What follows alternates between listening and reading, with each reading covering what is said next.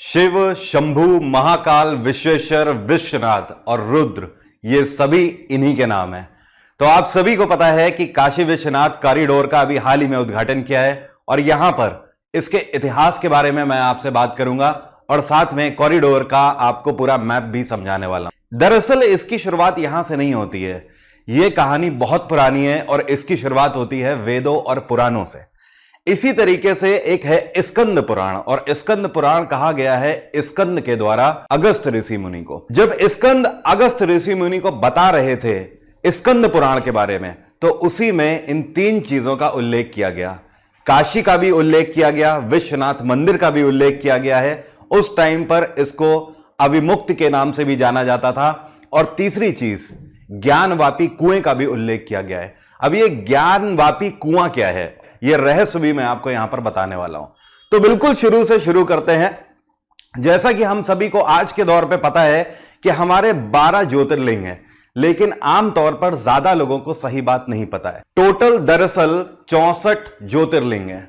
अब आगे बढ़ने से पहले क्या है कि आप यह समझ लो ज्योतिर्लिंग का मतलब क्या होता है। जब शिवा ध्यान मग्न होना चाहते थे तो वो शिवलिंग के शेप में आ जाया करते थे और उसी में वो ध्यान मग्न हो जाया करते थे। कहने का मतलब यह है, जब शिवा मेडिटेशन किया करते थे तो वो शिवलिंग के रूप में किया करते थे। और यही जो ज्योतिर्लिंग है, यही शिवलिंग को ही ज्योतिर्लिंग बोला जाता है। ज्योतिर्लिंग बोलने के पीछे का मकसद यह है कि एक ऐसा बिंदु जिससे हमेशा इन्फिनिटी टाइम तक ज्योति निकलती रहेगी, मतलब प्रकाश निकलता रहेगा, ब्राइटनेस निकलती रहेगी। That is the main meaning of Jyotirlinga. तो एक्चुअली 64 ज्योतिर्लिंग हैं, लेकिन वो एक अलग बात है कि 64 में से सिर्फ 12 को ही ज्यादा इंपॉर्टेंस मिली हुई है। इस वजह से ज्यादातर लोग हमारे बीच में ये बोलते हैं कि 12 ज्योतिर्लिंग है, बट ये सही बात नहीं है। वेदों और पुराणों के आधार पर 64 ज्योतिर्लिंग है, जिसमें से एक ज्योतिर्लिंग की हम लोग बात करने वाले हैं आज, विश्वनाथ मंदिर की। अब ये जो काशी विश्वनाथ मंदिर है, इसका उल्लेख पुराणों में इस तरीके से किया गया है कि जो स्कंद थे, इन्होंने अगस्त मुनि को बताया था कि सतयुग में तो शिव एक बार रुद्र रूप में घूम रहे थे। अब रुद्र रूप का मतलब यह है कि वो एंगर में है, गुस्से में है। तो जब वो रुद्र रूप में घूम रहे हैं तो कहीं ना कहीं उन्हें मेडिटेशन करना है, ध्यान करना है। अब इधर उधर शिव भटक रहे थे और भटकते भटकते वो पहुंचते हैं कहां, काशी में पहुंचते हैं, मतलब वाराणसी के रूप में आप आज जिसको जानते हो, जहां पर यह कॉरिडोर बना हुआ है, वहां पर शिव पहुंचते हैं। और वहां पर जब वो ध्यान मग्न होना चाहते हैं तो पहले भी शिव वहां पे तपस्या कर चुके थे, तो ऑलरेडी उन्होंने वहां पर ज्योतिर्लिंग का निर्माण किया था, क्योंकि वो ज्योतिर्लिंग में ही समा जाते थे, ध्यान मग्न हो जाते थे। अब क्योंकि उस टाइम पर वो अपने रुद्र के रूप में थे, रुद्र का मतलब गुस्से के रूप में थे, तो अब गुस्सा ठंडा करने के लिए उन्हें ज्योतिर्लिंग को ठंडा पानी चढ़ाना था। तो वो ठंडा पानी कहां से लेकर आए, तो शिव ने क्या किया, अपने त्रिशूल से वहीं पर जमीन पे इस तरीके से त्रिशूल घोपा, और जैसे ही शिव ने त्रिशूल को घोपा तो वहां से पानी निकला। और ये ठंडा पानी, पुराणों में ऐसा कहा जाता है कि कमल के फूल की तरह उसकी खुशबू हुआ करती थी, और इतना मीठा पानी था जैसे कि अमृत, और बहुत ही ठंडा पानी। ये जो जल था, ये जल शिव ने उस ज्योतिर्लिंग पे चढ़ाया, और वही ज्योतिर्लिंग आज काशी विश्वनाथ के नाम से जाना जाता है। अब जहां पर वो पानी निकला हुआ है, उसी पानी को ज्ञानवापी कुएं के नाम से जाना गया। तो ये है वो ज्ञानवापी कुआं जो आपको दिखाई दे रहा है। इसको आप दूसरी पिक्चर में भी देख सकते हो। यहां पर ये देखिए, जैसे बोर्ड भी लगा हुआ है, ज्ञानवापी तीर्थ स्थल। अब इसको ज्ञानवापी कुआं क्यों बोला गया, क्योंकि स्कंद ने जब अगस्त मुनि को स्कंद पुराण समझाया था, तो वहां पर उन्होंने ये बताया था कि शिव का कहना था कि ये जो ज्ञानवापी कूप है, जिससे कि ये पानी निकला हुआ है, जो कि इस ज्योतिर्लिंग में हमेशा चढ़ाया जाएगा, तो कोई भी अति बुद्धिमान व्यक्ति जब ऐसा काम करेगा तो उसे कहीं और जाने की जरूरत नहीं है, उसे वहीं का वहीं मोक्ष मिल जाएगा। इसी को आप बनारस के नाम से जानते हो, इसी को वाराणसी के नाम से जानते हो, और इसी को काशी के नाम से जानते हो, लेकिन इसका सबसे पुराना नाम है काशी। पुराणों और वेदों में हमेशा यह लिखा गया है कि काशी दुनिया के सबसे पुराने शहरों में से एक है। अब आप इसको कैसे मानोगे, फैक्ट बेसिस पर थोड़ा सा चलते हैं। हालांकि सीधे सीधे जो हमें लॉजिक और तथ्य मिलते हैं या साक्ष्य मिलते हैं, वो हमें जैनिज्म और बौद्धिज्म के पॉइंट ऑफ व्यू से तो मिलते ही है।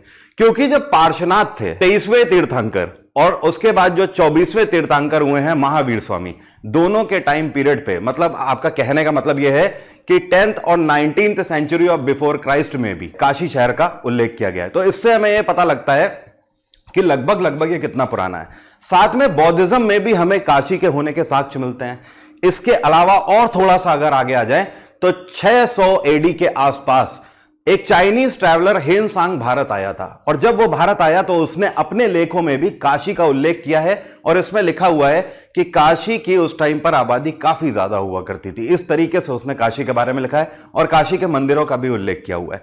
तो ये चीजें हमें बताती है कि काशी कितना पुराना है। अब तीसरी बात यह है कि काशी को अविमुक्त के नाम से क्यों जाना जाता है, क्योंकि शिवा कभी वहां से गए ही नहीं। ऐसी मान्यता थी कि शंभु जिस शहर में हमेशा के लिए रह गए वो काशी है, और जहां पर शंभु खुद बैठे हुए हैं, मतलब शिव खुद बैठे हुए हैं, उसको अविमुक्ति के नाम से जाना जाता है कि अगर उस शहर में जाके आपने अपने प्राण त्यागे तो आपको यहीं पर मोक्ष की प्राप्ति हो जाएगी। कि अगर काशी में आपने प्राण त्यागे तो आपके जितने भी कर्म हैं, मतलब नेगेटिव कर्म हैं, वो सारे क्या हो जाते हैं, शून्य हो जाते हैं, जीरो हो जाते हैं। इस वजह से बोला जाता है कि अगर आपको मोक्ष चाहिए तो आप काशी में जाओ और वहां पर प्राण त्यागो। बट एक्चुअली ये बहुत कम लोगों के बस की बात होती है।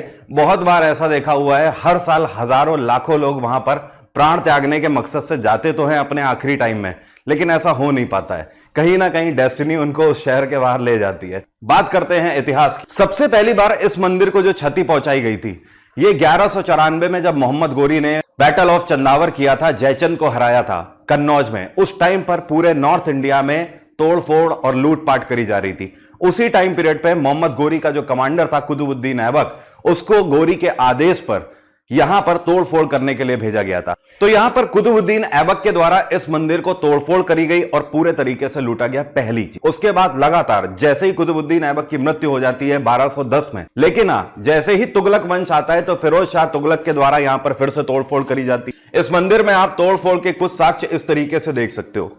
इसके बाद जब मुगलिया सल्तनत आती है तो मुगलिया सल्तनत के टाइम पीरियड पे, अकबर के टाइम पीरियड पे इसकी देखभाल करी गई थी, लेकिन औरंगजेब ने एक बार फिर से इसमें तोड़फोड़ कराई। और उसके बाद अहिल्याबाई होलकर, जो कि ग्वालियर की रानी हुआ करती थी, मराठा साम्राज्य से बिलोंग करती थी, उनके द्वारा सबसे बड़े लेवल पर इस मंदिर का रेनोवेशन कराया गया। 1835 आते आते, जिनको आप शेर है पंजाब के नाम से जानते हो, राजा रंजीत सिंह। तो ये जो राजा रंजीत सिंह थे, इनके द्वारा 1835 में इनकी वाइफ के कहने पर इस मंदिर को 1 टन सोना भेजा गया था। कितना? 1 टन, मतलब 1000 किलो सोना भेजा गया था। और राजा रंजीत सिंह ने 1000 किलो सोना इसलिए भेजा था कि इस मंदिर के जो गुंबद हैं उनको पूरा सोने से चढ़वा दिया जाए, तब जाकर इस मंदिर को ये वाला प्रारूप मिला। आज भी आप काशी विश्वनाथ जब जाओगे तो ऊपर के जो आपको डोम्स दिखाई देंगे, जो इस तरीके से ऊपर के आपको गुंबद दिखाई देंगे, ये पूरे गोल्ड के हैं, इनको गोल्ड से चढ़ाया गया। तो ये कब आया था? 1835 में यह सोना भेजा गया था राजा रंजीत सिंह के द्वारा। तो ये तो बात हो गई कि मंदिर में कैसे सोना लगा। अब ये हिस्ट्री है इस मंदिर की पूरी। इसके बाद आज की डेट में आपको पता है प्रधानमंत्री नरेंद्र मोदी ने अपना ड्रीम प्रोजेक्ट इसको माना और काशी विश्वनाथ कॉरिडोर की स्थापना करी जाएगी। आज की डेट में जो ये काशी विश्वनाथ कॉरिडोर बनाया गया है, इसका ये ब्लूप्रिंट आप बोल सकते हो या आप मैप बोल सकते हो, आपके सामने है। आप इसको ऐसे समझो कि ये जो ब्लू वाला हिस्सा आपको दिख रहा है, ये क्या है? ये गंगा है। और गंगा में एक घाट यहां पर एंट्रेंस के तौर पर रखा गया है, और इस घाट से ऐसे होते हुए, यहां से होते हुए इस तरीके से आप पहुंचते हो कहां पर? मंदिर की चौखट पे पहुंचते हो। अब पहली चीज यहां पर आपको यह ध्यान रखनी है कि ये कौन सा घाट है जहां से एंट्रेंस दिया गया है काशी विश्वनाथ कॉरिडोर का, मतलब काशी विश्वनाथ मंदिर का जो एंट्रेंस है ये कौन से घाट से दिया गया है? तो ये है ललिता घाट। ये कौन सा घाट है? ललिता घाट। ये मोस्ट इंपॉर्टेंट क्वेश्चन आपके आने वाले एग्जाम्स में भी बन सकता है। अब ललिता घाट से आप जैसे ही एंट्री करोगे, यहां पर कंसेप्ट ये है, आप गंगा में स्नान करिए और गंगा स्नान करने के बाद आप इन घाटों से इधर आ जाइए, या फिर अगर आप नाव से जा रहे हैं तो आप इन घाटों में यहां पर स्नान करिए और स्नान करके यहीं से एंट्रेंस ले लीजिए। जब आप यहां से एंट्रेंस लोगे तो इस तरीके से आप बीच से होते हुए यहां पर आइए, और यहां से होते हुए जब आप यहां पर पहुंचोगे तो ये गेट लगा हुआ है, ये मंदिर का गेट है मेन, काशी विश्वनाथ मंदिर का। जैसे ही आप यहां से एंट्री लोगे तो ये पर्टिकुलर मंदिर बना हुआ है। अब जैसे ही आप अंदर आओगे तो आपको यह रास्ता दिया गया है परिक्रमा करने के लिए, और इस तरीके से आप पूरे मंदिर परिसर में रहेंगे। अब यहां पर एक फैक्ट भी है, दूसरा फैक्ट, ये वाली जो इमारत है, ये इमारत ज्ञानवापी मस्जिद की है। आज की डेट में भी इसको ज्ञानवापी मस्जिद ही कहा जाता है। अब सवाल यह उठता है कि ज्ञानवापी मस्जिद है क्यों इसका नाम? क्योंकि यहां पर ज्ञानवापी कुआं भी है, जिसके बारे में अभी मैंने आपको उल्लेख किया। इस वजह से इस परिसर को ही ज्ञानवापी बोला जाता है। तो मंदिर परिसर के जस्ट बराबर में भले ही मस्जिद है, बट इस मस्जिद का नाम ज्ञानवापी मस्जिद इसीलिए है क्योंकि ज्ञानवापी कुआं है परिसर। ये बात आई समझ? अब देखिए, यहां पर आपको एक चीज और समझा देता हूं। अगर आप इस नक्शे को दूसरे तरीके से देखो, अगर आप ऐसे आ रहे हो, ये मान लीजिए अब ऊपर की तरफ गंगा है, आप ऐसे आ रहे हो इस कॉरिडोर में और इस तरीके से आप आ गए और आगे आप चलते चले आए, तो ये मंदिर का गेट हो गया और ये पूरा मंदिर परिसर है। आप मंदिर परिसर में इधर से आइए और इधर से पूरी परिक्रमा कर सकते हैं और ऐसे आके ऐसे भी आप मंदिर परिसर में ऐसे भी जाके ऐसे हो सकते हैं। अब आप देख रहे हो ये वाला जो हिस्सा है, ये क्या है? ये ज्ञानवापी मस्जिद है। अब बात करते हैं इस मंदिर से जुड़े हुए आंकड़ों की। देखिए, पहले जब ये मंदिर था केवल इतने परिसर में, तब ये मंदिर 3000 स्क्वायर फीट में फैला हुआ था। कितने? 3000 स्क्वायर फीट में। लेकिन आज की डेट में जब ये कॉरिडोर पूरा बनके तैयार हो चुका है, तो इस पूरे कॉरिडोर का एरिया है 5 लाख स्क्वायर फीट। कितना? तो यहां पर क्या हुआ, जब ये कॉरिडोर बनाया जा रहा था तो इसके जो रास्ते थे उस प्रोजेक्ट के हिसाब से कम 22 से 25 फीट के तो हमें रास्ते छोड़ने थे। अब ये जो रास्ता जा रहा है 22 से 25 फीट का, इसके बीच में कई सारे लोगों की दुकानें आ रही थी, कई सारे लोगों के घर आ रहे थे। लेकिन काबिले तारीफ बात यह है, भारत की भव्यता यह है कि यहां के जो लोग हैं उन लोगों ने सरकार को खुद अपनी तरफ से बोला कि आप हमारी जमीन ले लीजिए, हमें एक पैसा भी नहीं चाहिए, हम मंदिर परिसर के लिए, मंदिर ट्रस्ट के लिए ये हम दान करना चाहते हैं। सरकार ने उनकी दुकानें और जमीन तो ले ली, लेकिन हां, सरकार ने उनको कम से कम 10 गुने से भी ज्यादा उस जमीन के हिसाब से रेट दिए। इसके अलावा और भी बड़ी भव्यता आपको बताता हूं। यह जो मस्जिद ट्रस्ट है, इसके पास जो पर्टिकुलर जगह थी वो इस प्रोजेक्ट में आ रही। इस मस्जिद का जो ट्रस्ट है, उस ट्रस्ट ने यहां की जो ये वाली जमीन है, इस जमीन का मतलब ये हिस्सा 1000 स्क्वायर फीट है, इस मंदिर के ट्रस्ट को दिया। और इस मंदिर के ट्रस्ट ने ये जमीन 1000 स्क्वायर फीट के आसपास लेकर सेम उतनी ही जमीन 1000 स्क्वायर फीट थोड़ी सी दूर यहां से मस्जिद ट्रस्ट को लौटा दी।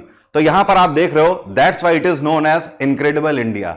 इसी वजह से इसको बोलते हैं भव्य भारत। तो उम्मीद करता हूं आप सभी को ये समझ आ गया होगा परिसर कैसा है आज की डेट में और इसका इतिहास क्या था, इसमें सोना किसने चढ़ाया, और साथ में ज्ञानवापी कुआं है उसका रहस्य क्या है या फिर उसके पीछे लॉजिक्स क्या है, और साथ में शिव के इतने अवतार क्यों बोले जाते हैं, और आपको ज्योतिर्लिंग का भी मतलब यहां पर समझ आ गया। और अगर आपको कॉरिडोर अच्छा लगा है तो आप मुझे कमेंट सेक्शन में लिखकर बताइए कि इस वीडियो में और क्या क्या आपको अच्छा लगा। Thank you so much, have a nice day, take care, bye bye. अपना ख्याल रखिए, अपनों का ख्याल रखिए, पढ़ाई करते रहिए, और वीडियो से कुछ भी सीखने को मिला है तो एक लाइक जरूर ठोकिए।